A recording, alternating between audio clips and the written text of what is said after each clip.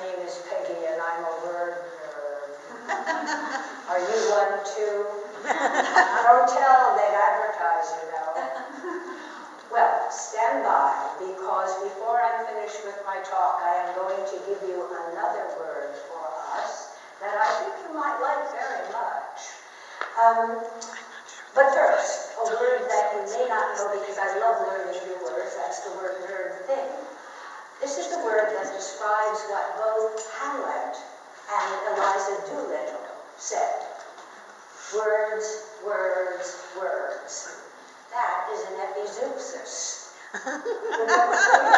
Steve is my favorite wordsmith. Epizeuxis. It means the repetition of a word for effect. My talk today is about words, which are the substance of our work as poetry therapists, bibliotherapists, bibliopoetry therapists, synonymous. And it's the substance of our work as poetry therapists, poetry facilitators, and all you other word artists who are here with us for our annual conference. My talk I have divided into 3 parts, which I call imagination, improvisation, and imperative. So, part 1. Using your imagination, which I once defined as the art of seeing the invisible. Come with me and meet or revisit some of the people who were my beacons, my guiding lights, my luminaries as I learned poetry therapy. People like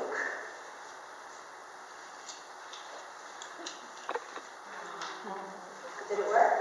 Yeah. Okay.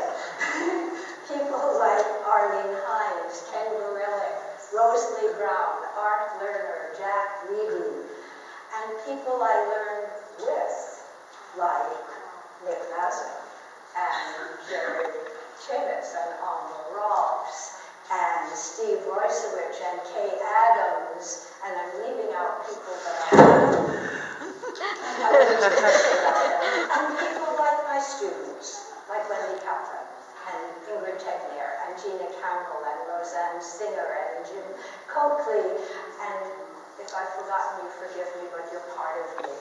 So, do you remember this from The King and I? It's a very ancient saying, but a true and honest thought, that if you become a teacher by your pupils, you'll be taught. Yes, true and honest words. So are these. The lunatic, the lover, and the poet are of imagination all compact. The lunatic sees this and the lover sees that.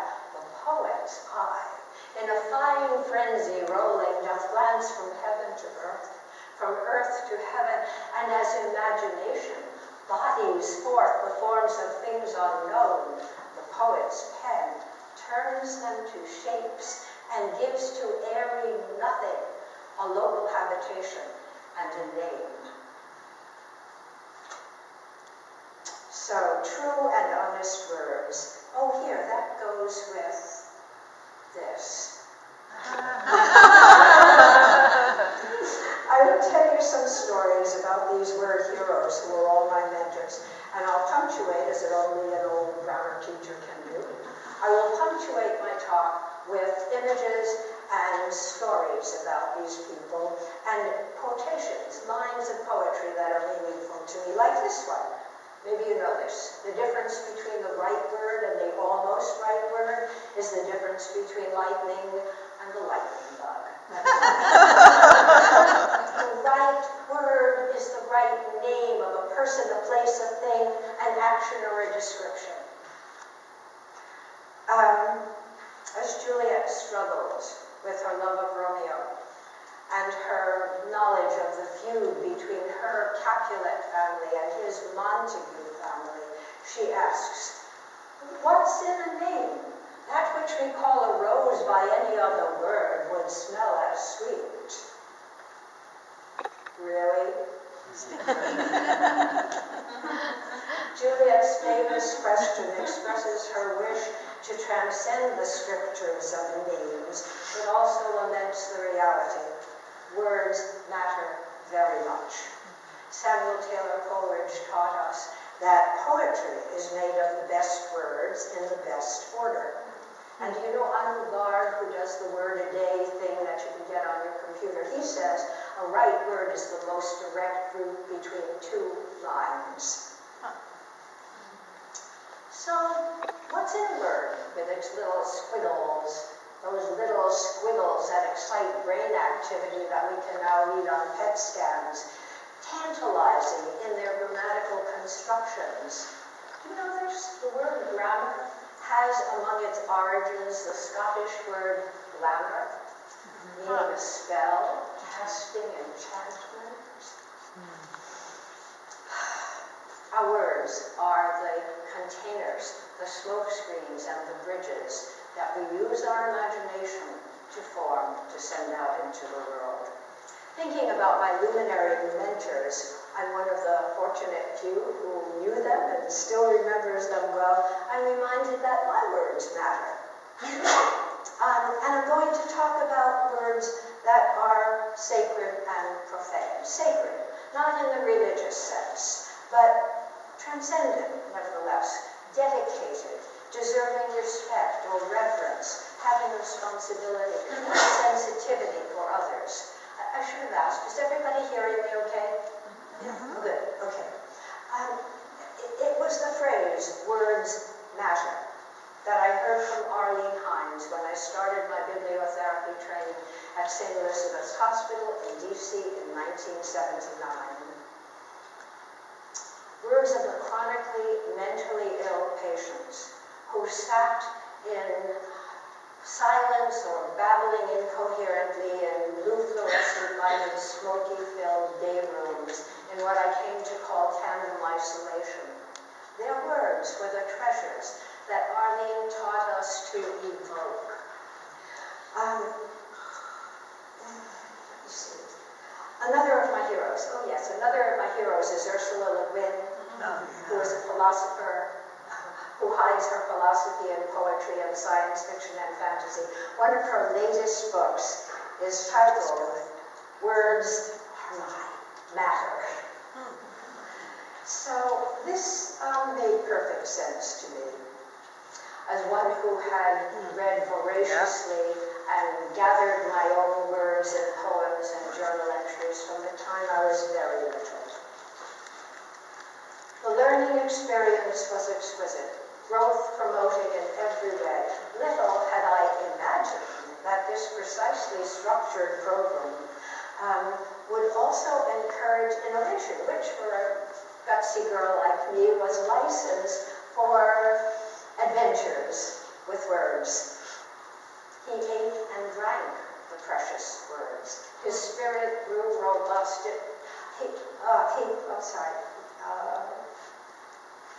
That's terrible. He knew no more that he was poor or that his frame was dust.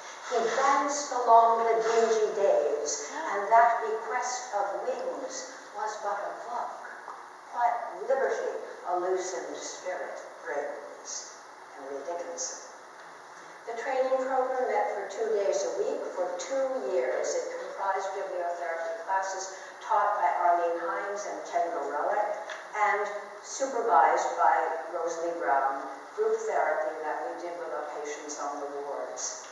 Our classes consisted of training in the types of literature we would use, setting relevant goals for our population, and strategy, devising strategies for facilitating.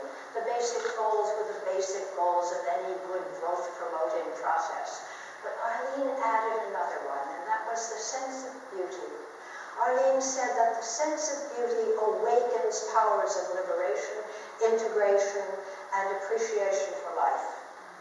And it wasn't just the literature or the writing that was important for her. It was the interactions that could be cultivated, the relationships, the resonances, the entrainment. More about that later.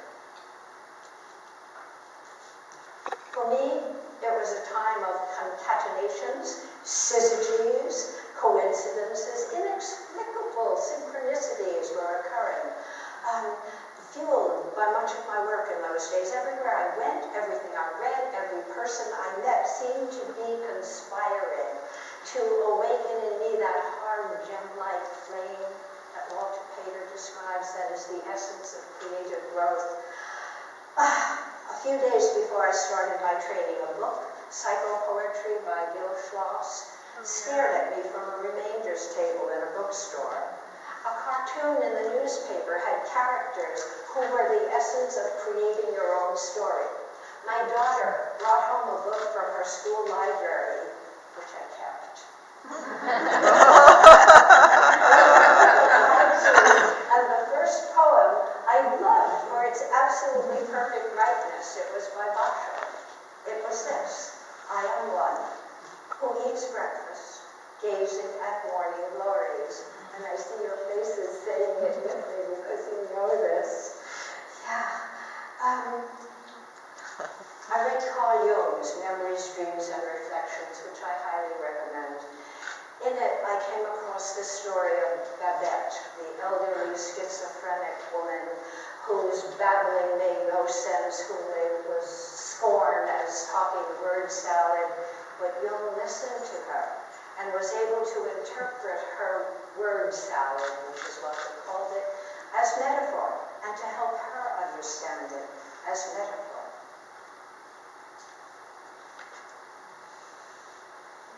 President. Can you see the morph? What does it say? What does chaos become? Yeah. This is about what physicists call entrainment, that dynamic synchrony of connection, of extraordinary empathy that also takes place in the poetry therapy session. I started attending poetry therapy conferences, the first in 1979, and another conference, the one I went to in 1981, right after I met Nick. I heard Art Lerner speak. He recited these words from the Scottish play. Give sorrow words.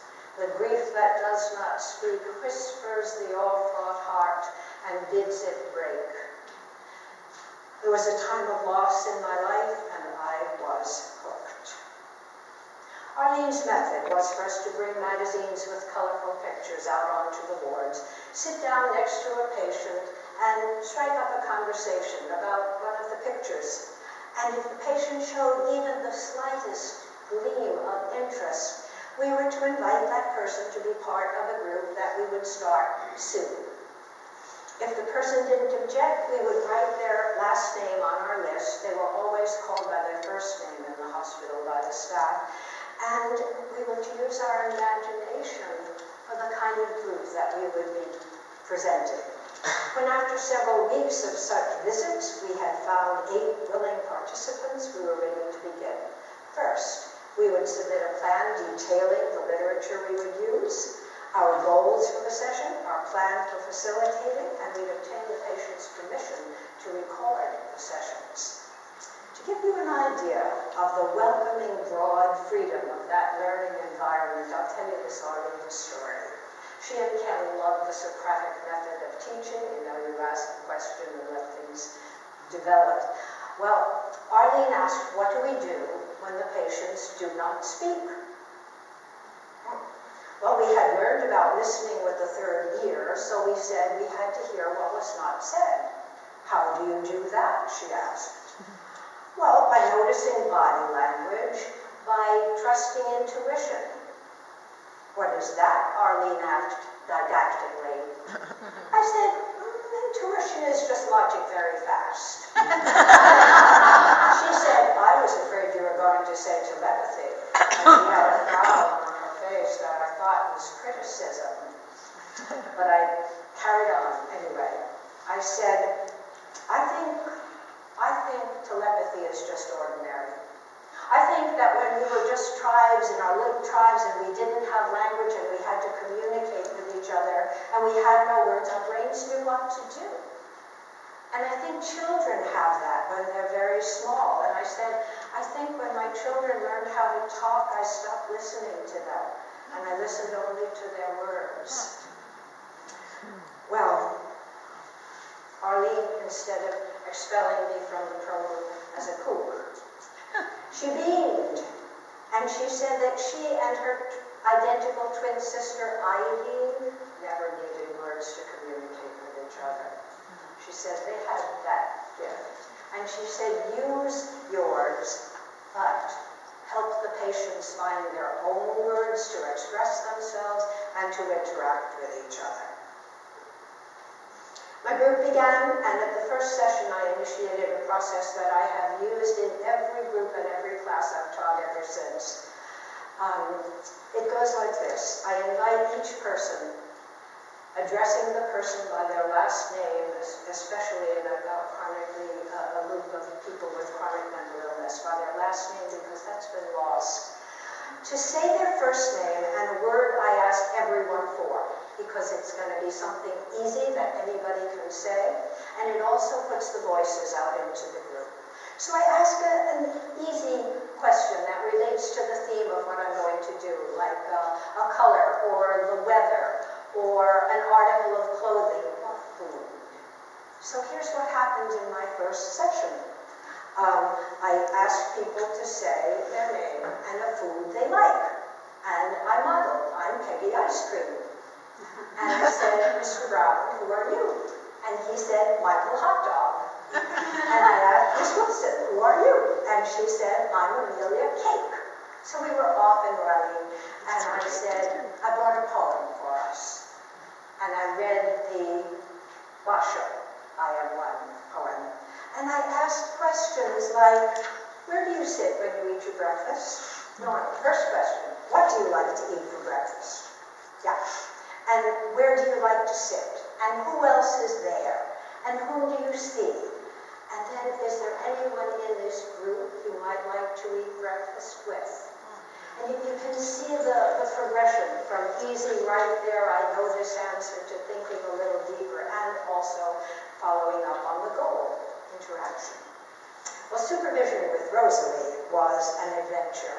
She would have read my pre-session plan, would have read my report of the session, and listened to the cassette that I handed in 2 days earlier.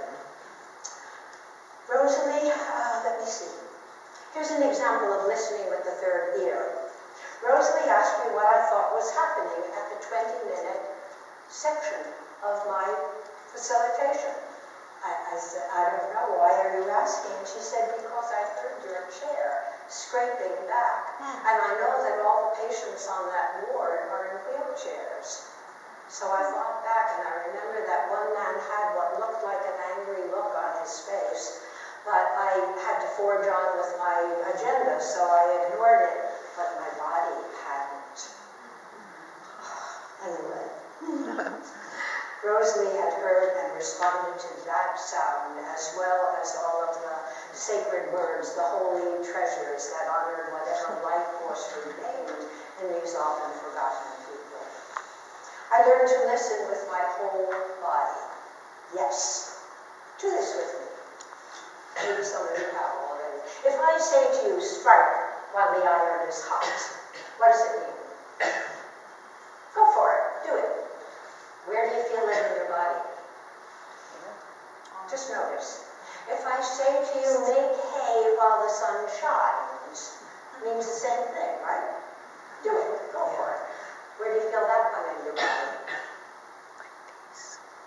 And if I say to you, gather you rosebuds while you lay, same thing. Do it. But where do you feel that? It's different. All answers are correct, always. This is what poetic language does. It speaks to us on many levels, and it's a universal. We are all poets, I was learning. We students worked with our 2 or 3 groups weekly for up to 2 years as part of our 440-hour program. I completed my training, I received my certificate, and I was told I could work under supervision of a mental health professional. I couldn't work independently? No.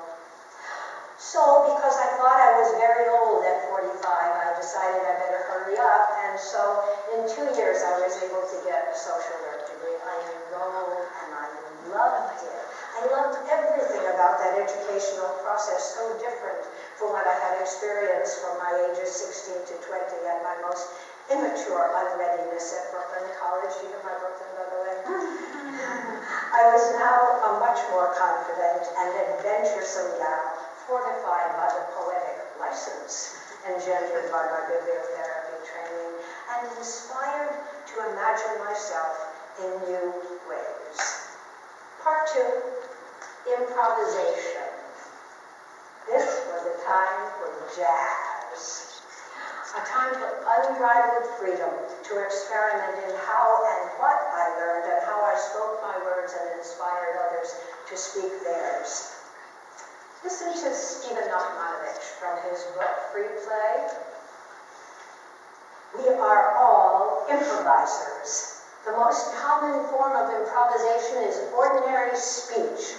As we talk and listen, we are drawing on a set of building blocks, vocabulary, and rules for combining them, grammar. The sentences we make with them may never have been said before and may never be said again. Every conversation is a form of jazz. The activity of instantaneous creation is as ordinary to us as breathing. When I was required for an excellent course called Problems in Living to write outlines of the major psychological theories, I wrote poems in the forms that I thought echoed the ideas. When I was sent to a congressional budget hearing, and I was supposed to come back and report about it in front of the class, I wrote a play, and I enlisted my classmates to portray the polarized senators and congressmen who took sides over what the government should and should not fund for social programs. At my grade, I was learning and doing. I was also determined to bring my bibliotherapy training into my social work program, into my internships. I hadn't been done before, no matter. I copied these lines and shared them with my professors, most of whom were blessedly open to new ideas. Poetry is the way we give name to the nameless, Audre Lorde. Words could be wounds or the scars from old wounds. They could resemble a rotten tooth in the smile of pleasure.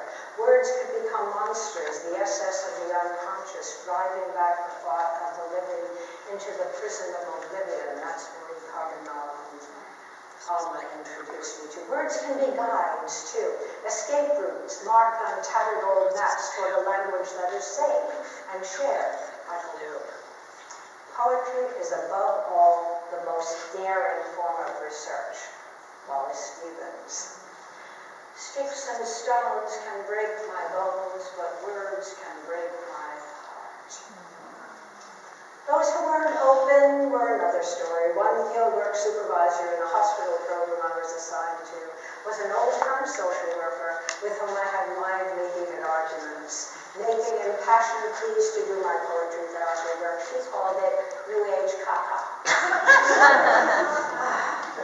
She thought that, and she said this, it's elitist, that's what she said, only highly literate, well-educated, special kinds of people can relate to poetry. No, I said, I think everyone is a natural poet. I pleaded that we human beings language our world, that language words are the heart of humanness, that poetry is the concentrated heart of language, and the poet is every part of all of us that must speak when the heart is too full or too empty or at war with itself.